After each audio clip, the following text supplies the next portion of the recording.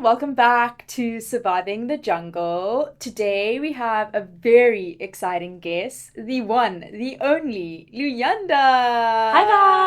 Hey guys! girl, how are you today? I am good. How are you? Yeah, good. Finally, you made it onto the I made it. podcast. This is like the peak of my week right now. I'm honored. Fun fact, if you didn't know, the slogan of the podcast, Surviving the Jungle, was crafted by this extraordinary lady. It was all me. No credit. No credit to anyone Yeah. else. It was literally all me. That's been your thing in status, that Mm. when anyone new joins, Luyanda's opening phrase to them is "Welcome to the jungle." So tell us why you think this place is a jungle. I don't know. It just came to me. And I think sometimes you need to just say things for what they are. I feel like not just SEM, but also the industry in which we work in is such a jungle. There's animals, but there's also so much beauty and creativity and Yeah. fun and exploration that can happen. So yeah, welcome to the jungle, and Yeah. we're surviving the jungle. Oh, girl, we are surviving it. At what cost, though? Moving on. But Lou, you've been at SEM for quite a while now, so I really want to know. Obviously, I joined before you joined. Mm-hmm. It's been so fun to see you grow and to see you kind of like mold into this, extraordinary producer in your own way. So tell us more about basically how it started versus how it's going. Yeah, so essentially, I had come back to Cape Town after doing my honors in 2022. I had no intention of actually working. I was actually going to use that year to make music and just explore Cape Town and figure myself out. And then a friend of mine put my name forward to this company. It was also like a digital production company, but mainly events. Mm-hmm. So I did that for a couple of months. And at one point I was like, you know what, I can't do this anymore. Yeah. I won't lie. I got paid late once and I was like, no. Yeah. Also, I felt like I wasn't really growing. Mm-hmm. And then I got a message from Alex Great. saying that Amina, a lady that I studied with, had put my name forward and she asked if I was looking for a job. And I said, yes, I am. Amazing. And then, yeah, we just spoke, I interviewed, and then I started in June of 2022. Wow. What a year. How many years have you been here It's for? been like almost 2 years. Crazy. I know. Almost 2 years. I know. It feels like 5. It feels like 10 for me. But tell me about like starting at SEM and how much like the company has changed. Of course, we've both witnessed it, but like for you personally in your own journey at SEM, what's been the biggest thing that's like really opened your eyes being here for nearly 2 years? And yeah, in your journey here, like what's been like a whoa, it's been crazy. Yeah, I think I started as a PA. And then I was just lucky enough that the company was restructuring at the same time that I started. So then 3 months later, it was promotion to production coordinator. And I was like, okay, dope. And I was learning a lot just about production in a digital, video world as opposed to like film and television, which is what I studied. And then Alex started transitioning out of production. So Modi and I kind of were talking about how I now pick up some of her more creative tasks into my overall scope. And yeah, it was a question of whether I feel like I'm more aligned towards being creative or being aligned towards coordination and logistics. Obviously, it's going to be creative just because that's how I started, that's what I studied, and that's my passion. But if things need to get done, coordination-wise, they need to get done. So yeah, it was just an open conversation about where I see myself going. And that ended up becoming my second level up. Wow. Which was creative and production coordinator. So like Incredible. script writing, conceptualizing. So yeah, that was a big jump. Exciting, but also very overwhelming. Yeah. I think. And I'm still trying to find my footing. Our department's still trying to find our footing as well. But it's been good. I think it was a wake-up call. Absolutely. It was a huge wake-up call. This is the brains behind all the concepts that we create. If you didn't know, now you know. Yes, it's me. It is all me. Guys, literally, this no company credit to Rest anyone on my else. shoulders. But from my knowledge of production, it seems like the industry is really like cutthroat, long hours, very like male-dominated industry, So what's it like being a female in the space?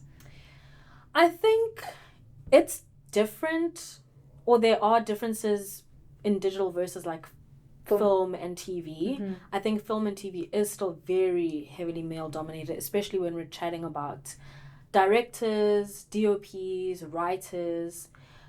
But to be honest, like, I've never been fazed by any man ever. Like, that's never been a concern of mine. Yeah. So being a female in this industry is just me being in this industry. I don't think of myself like, oh my word, I'm just a girl. Like, yeah, no. I'm just a girl. I am just a girl. Yeah. But yeah, and I think being at SEM is so interesting because we're such a female heavy organization. Yeah. Like, our company is full of really strong, intelligent, feminine energy. Absolutely. So I think it's been great for me as a person just to see how others navigate in the space, how you also navigate in the space. It's been great to see. I'm picking up little points here and there. But yeah, I think the best thing is just to believe in yourself and believe in your knowledge. Absolutely. And you'll be fine. So why do you think there is such a there's such a gap in females holding, like, you know, senior leadership positions in like the film and TV industry? Whew, how much time do we have? Girl, 40 minutes. Not enough. I think it has to do with a lot. I mean, historically, we need to talk about patriarchy, misogyny, misogynoir, especially against like young black women as well. So I think that kind of system fed into every single aspect of life. It's not just like film and TV. You can find it anywhere. You'll find it in finance. You'll find absolutely. it in retail, even like at the head of retail organizations or even luxury brands rather. It's very male dominated. Always, yeah. So I think it's now just about young women finding pockets to create space and then making those pockets bigger and making our pockets bigger. Oh yes. So what do you like in your role and like with your journey at SEM, how are you cultivating the space getting bigger and growing and like empowering more people, specifically like young people of color, you know, women, females specifically? Yeah, I think for me it just starts with what kind of crew we book. I think that's one of the main things that I always try to do is diversify the amount of crew, or rather the people we choose to be a part of certain crews. If there's young photographers, I'd like to see portfolios. If I think it's like a small shoot, small opportunity, that can be their foot in the door. Makeup artists as well. There's so many young black makeup artists that don't know of the opportunities, just like in digital shoots and TV shoots. It's not just full face glam for singular clients. Like, you can be on set and meet all these amazing people and chat and learn more experiences. So that's how I try to do it actively in this role in my job. And I think just in my personal capacity, just chatting to people, chatting to creatives. Absolutely. Young creatives that have their own visions, learning from them, me giving them advice where I can, and just kind of growing that space as much as I can. I love it. If you ever need a job, this is the lady you need to talk to. Yeah, but do your job well. And I think, guys, please, I think this needs to be reiterated. Do your job so well and do it passionately, and you'll go far. You'll absolutely be seen. We will see you. We'll find you. We will find you. But that's incredible, and I feel like, do you think that there is talent out there? Or do you think there's a gap of talent in South Africa specifically? I think there's a gap in skills development. Okay. I think a lot of people are talented. Yeah. But I think they don't necessarily have the resources to go out and explore. I can say that I've just been very privileged in the sense that, like, my mom was willing to pay for like a live performance degree, something that's so niche and there's no guarantee of success. Yeah.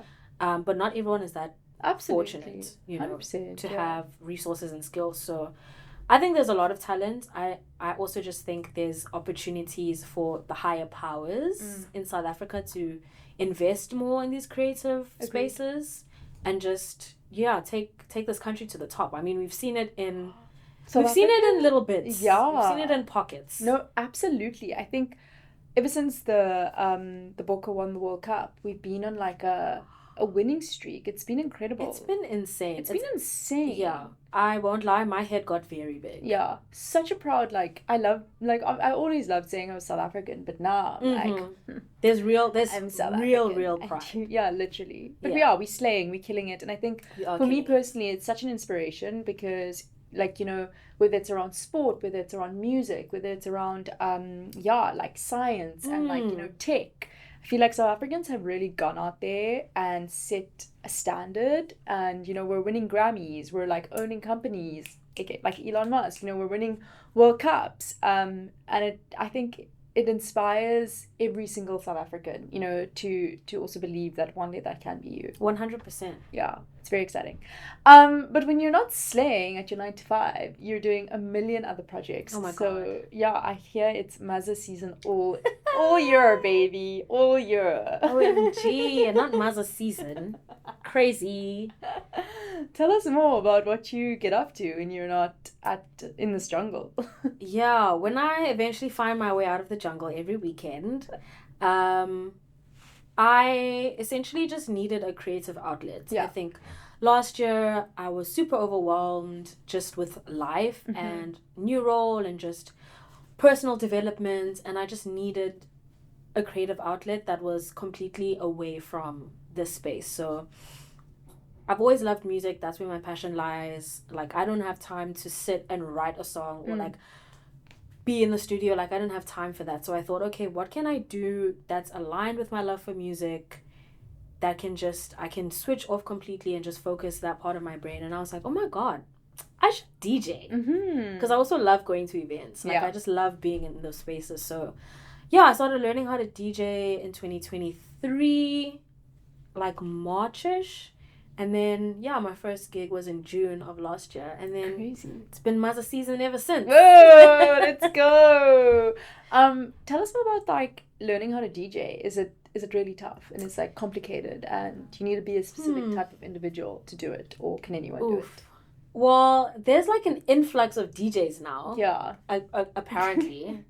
In my opinion, I can only speak about like myself because I had that music background. Like, I did sound engineering, so yeah, I have that ear already, and it's a skill that I developed, so it wasn't super difficult for me. I think the most difficult part is learning how to read a room and understand the crowd that you're playing to, because you can have your songs that you love to play, but if someone's not vibing, you can't just like force them. You're gonna like the song. No, it doesn't work that way. Exactly. So I think it's all just about reading the room, reading the temperature, and also having fun as well. You need to just be in the moment and not think too hard. Yeah, it is a bit tricky though, because DJs actually go through a lot. Like, no, they do. Like, I think for me, and I don't know what it's like on the other side, but like when a DJ doesn't read the room, it's like the cringest thing ever. You just sit there and you're like, can the next DJ come on? Because like I can't listen to this anymore. But on the other side, that DJ must be going through a lot, you know, like overthinking, panicking, like, oh my God, no, the panic. DJ panic is such a real thing, especially if you're just starting out. Exactly. I think more experienced DJs are just like, whatever, here I go, here's this song. Exactly. But when you're just starting, you still need to learn how to maneuver like the technical aspects and also the event space and the people that are there. What's your crowd cue for someone not enjoying your set? I wouldn't know. No, just kidding. My crowd cue as a listener is seeing like people walking through the door.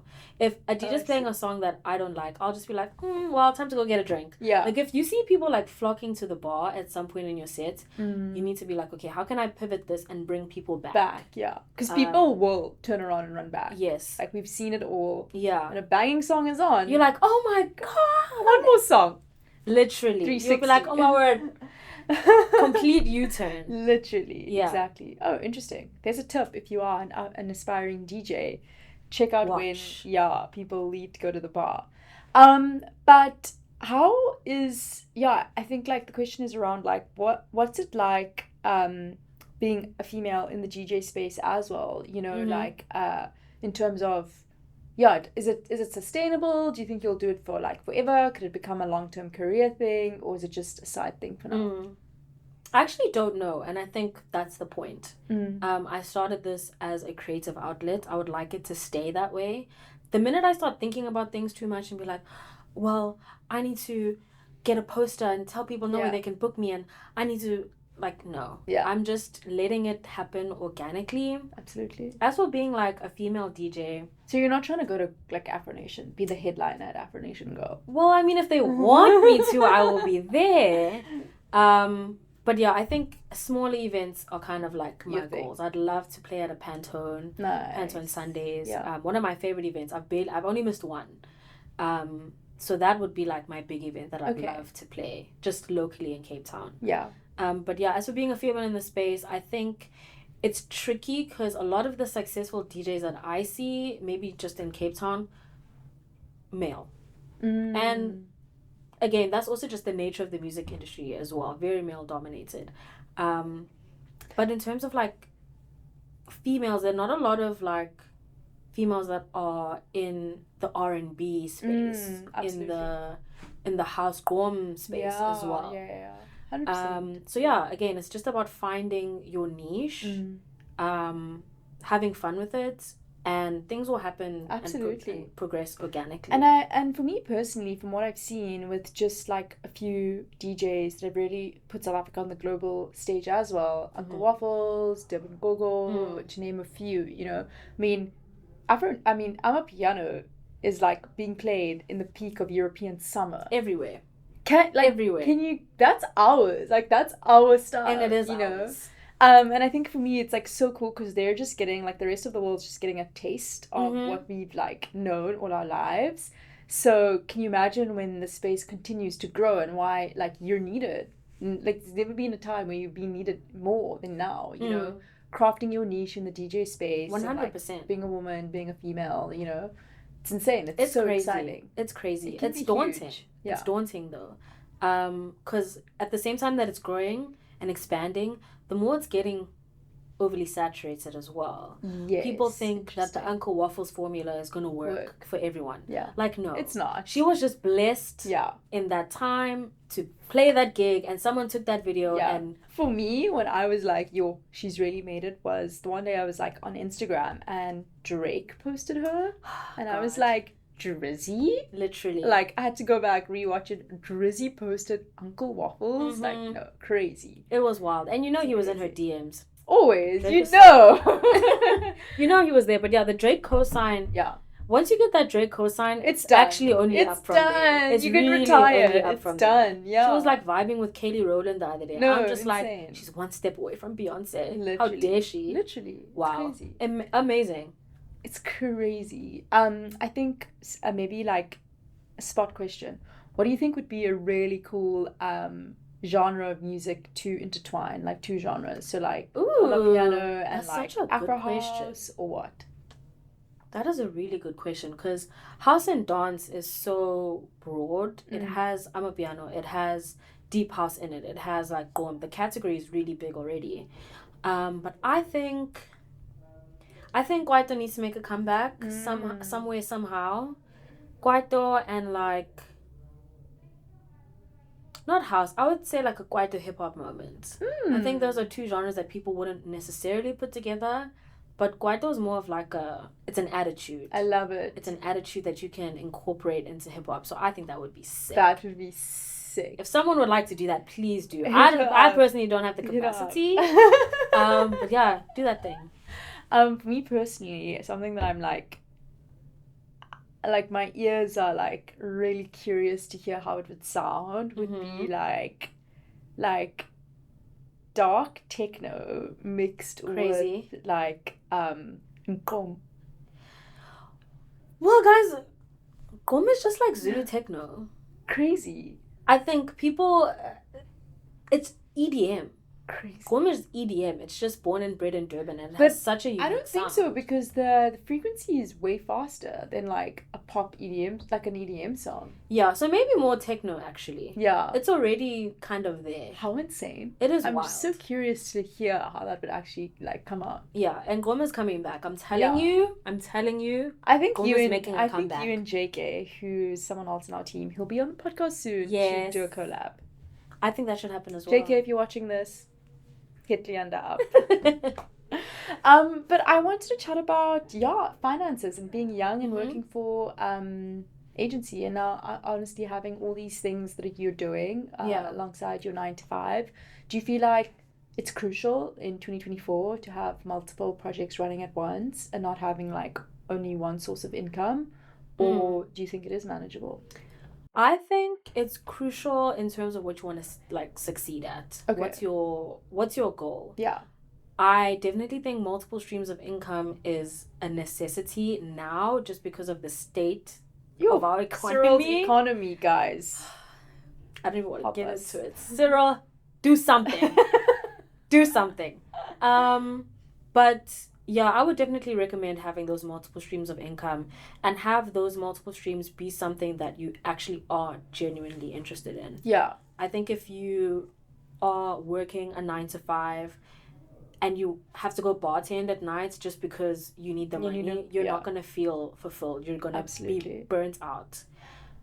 I think for me, it's complicated though. It's not as easy as it sounds, you know. And for you, you're pretty lucky because it's this, it's DJing, and all your creative projects are something that you are very passionate about. And then the financial side of it is just like an add-on. As you say now, like you only want to you're only doing it now as like a passion project. It's not something that you need to survive like each and every month, so you are lucky that the two kind of like have fallen into place.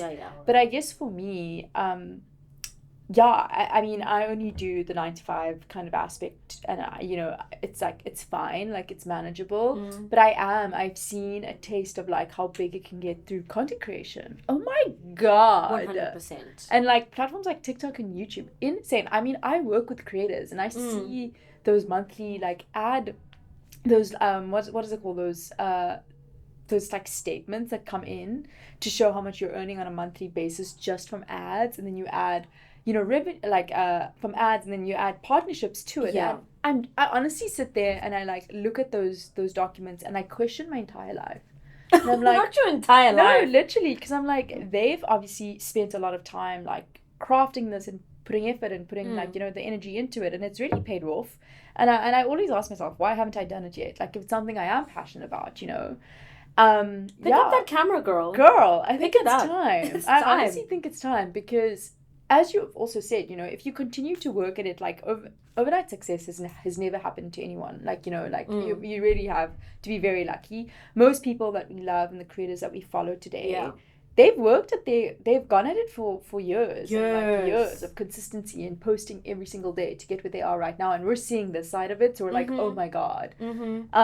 But it's insane. Like, it's huge. It is wild. And I think if you're feeling hesitant, I saw a TikTok the other day. I can't even remember what the original post was about, but it was a stitch of this girl saying something about how like she hasn't showered in like 50 days. Yeah. Something like that. And the stitch was like, don't ever feel embarrassed to post your content.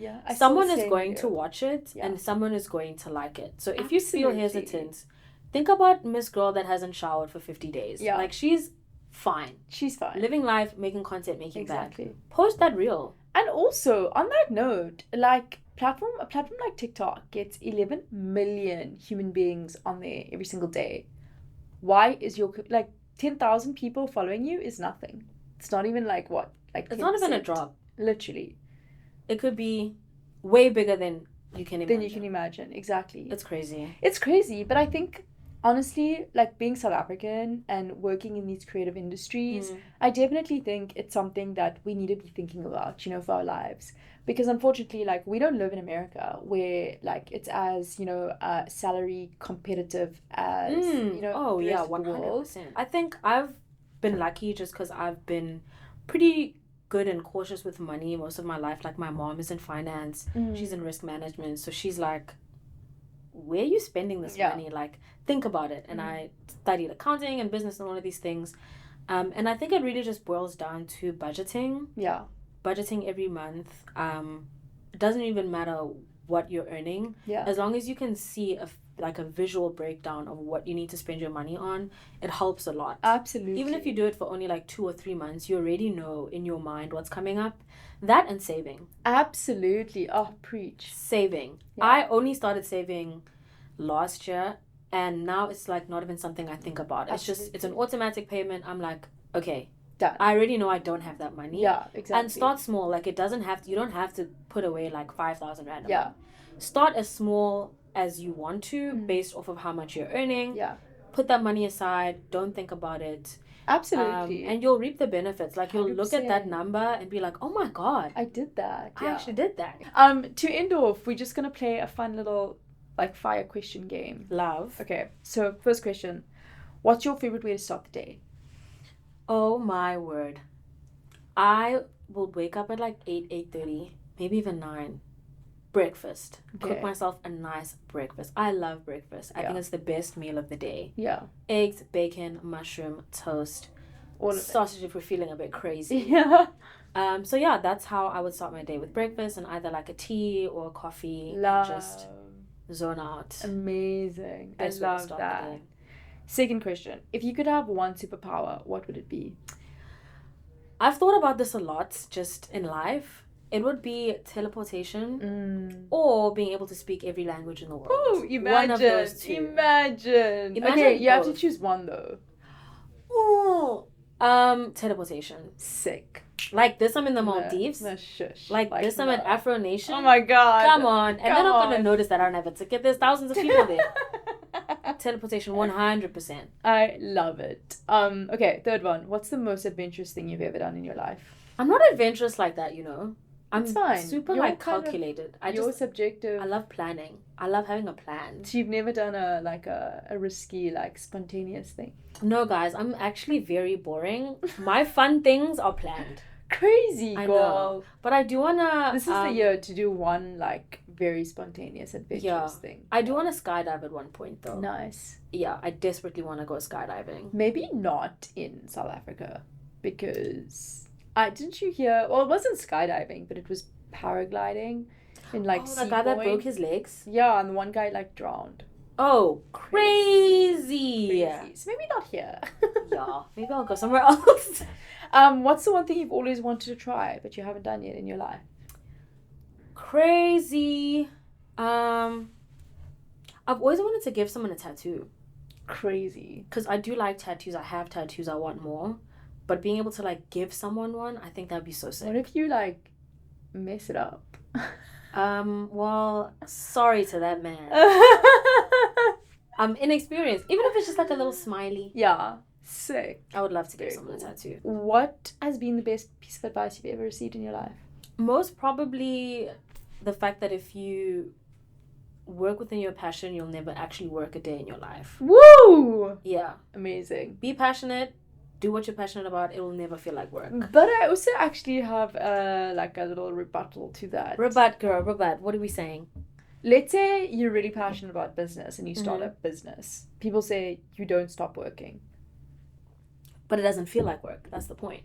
It feels like you're building something. Yeah, it feels fun like a fun you. Project. Okay. If you're interested in like cars and you start a business, I don't know, making teacups, obviously it's going to be the worst because that's not what you like. Exactly. But if you build whatever brand or business you want based off of your interest and based off of what you see in the market and what people need, that fire and that drive to just like make it a success, that's going to be fun. Absolutely. Love it. Preach.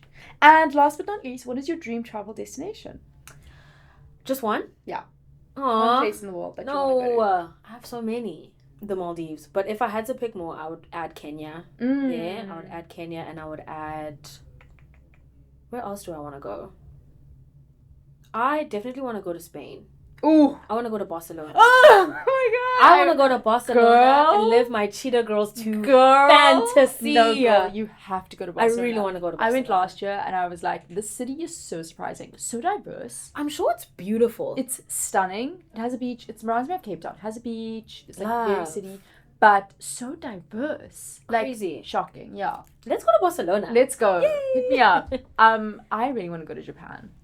Something about Japanese culture and like Japan just like fascinates me. That is a good one. I've Yeah. been to China. What? I have been to China. That's something interesting. Yeah, that is something that Yeah. matters. I've been to China. I went in high school. Crazy. Cool. And that, it was just such a culture shock. Yeah. But in the most beautiful way. Mhm. Like the way that they even eat food. It's very communal. Love it. Everyone sits together at a table. Beautiful. You like pick Yeah. and eat. The culture is just everywhere you go. Amazing. Like it's in your face. You can't actually run away from it. Yeah. It's amazing. The food is Amazing. great and they have great stores. Woo. We went shopping in And I'm China. sure it must be really like affordable. It was so cheap. So cheap. I bought like 3 pairs of sneakers. Crazy. Crazy. Amazing. Those are really interesting. Thank you so much for coming on this podcast today and for everything that all the tips and advice and words of wisdom that you've shared. I hope you guys have enjoyed. If you enjoyed this content, please subscribe, like, comment, share, do the things, and we'll see you in the next one.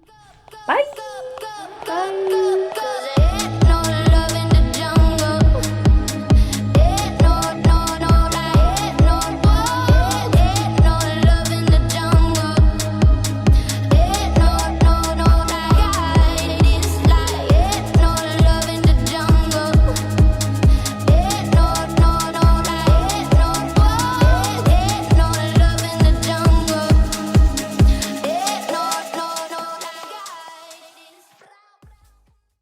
This coffee was shit. Now we have to pack up.